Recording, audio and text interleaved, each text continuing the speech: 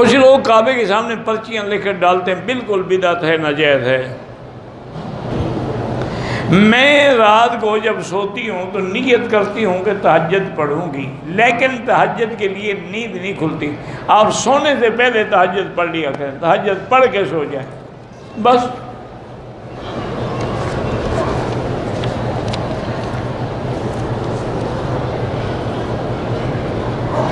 کیا عورتیں برقعے کے اندر ٹائٹ لباس پہن سکتی ہیں؟ وہ ٹائٹ پہنتی کیوں ہیں آخر؟ یہ وجہ لکھو تو پھر میں مسئلہ سمجھاؤں۔ مجھے نہیں پتا نا ٹائٹ لباس کیوں پہنتی ہیں، جب اوپر برقعہ پہنا ہوا ہے وہ دیکھا تو پھر کسی نے نہ پہننے کا کیا فائدہ؟ بہرحال عورتوں کو ٹائٹ لباس پہننے پہ حضور نے منع فرمایا ہے کہ ایسا لباس جس سے انگ انگ نظر آئے، یا باریک لباس جس سے بدن نظر آئے۔ عشاء کی نماز کے بعد میں 8 رکعت تہجد کی نیت سے پڑھ لیتی ہوں، بالکل تہجد ہو گئی۔ آب زمزم کو سادے پانی میں نہ ملائیں، زمزم کو زمزم سمجھ کے پئیں۔ جرابوں پہ مسح کرنا جائز نہیں ہے، اگر جرابیں چمڑے کی ہوں تو پھر جائز ہے، کیونکہ جو حدیث میں لفظ ہیں المسح علی الخفین۔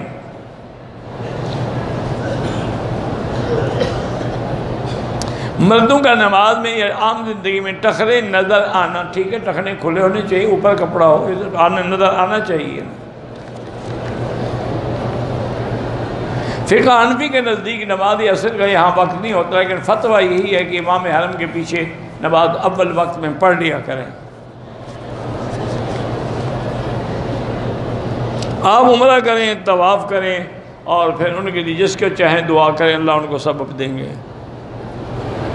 حرمین شریفین میں صدقہ جاریہ کی بہترین شکل کیا ہے کہ یہاں کے مدارس میں جا کر کتابیں لے کے دے دیں، یا ان کو طلباء کے لیے صدقہ دے دیں۔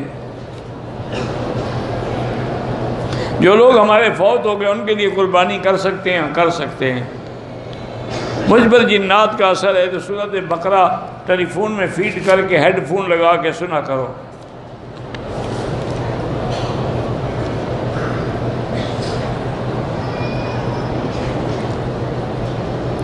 صفا مروہ والے جو ریڈی والے ہوتے ہیں وہ تو غیر محرم ہے تو مجبور ہے، عورت کیا کرے؟ ریڈی انہوں نے، یا اگر محرم ساتھ ہے تو خود چلائے، نہیں تو مجبور ہے۔ وہ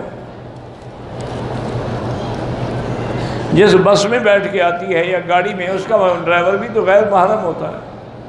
ہر جگہ محرم کہاں سے لے آئے؟ میرے ایک جاننے والے ہیں اقبال صاحب، ان کو کینسر، اللہ شفا عطا فرمائے۔ کشمیر، فلسطین، برما میں بالکل جہاد کا حکم ہے، جائز ہے، کافروں سے وہ ظالم بھی ہیں، کافر بھی ہیں۔